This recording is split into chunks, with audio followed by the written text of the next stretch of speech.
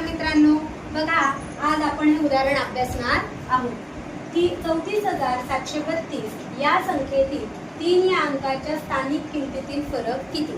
बघा 34,732 पहिले आपण यांचे स्थान निश्चित करूया। एकक, दशक, शतक, हजार आणि दशहजार। बघा मग 3 हा दशहजार स्थानी आहे आणि 3 हा दशक स्थानी आहे। मग 3 दशहजार याची स्थानिक किंमत काय येईल? 30,000 आणि 3 दशक याची स्थानिक किंमत काय येते? 3 दशक म्हणजे 30 आणि याच्यातला आपल्याला काय करायचं आहे? फरक काढायचा आहे। फरक म्हणजे आपण वजाबाकी करत असतो। मग बघा शून्यातून शून्य गेला शून्य, शून्यातून 3 जात नाही म्हणून शेजारी आलो याच्याकडे पण काहीच नाही।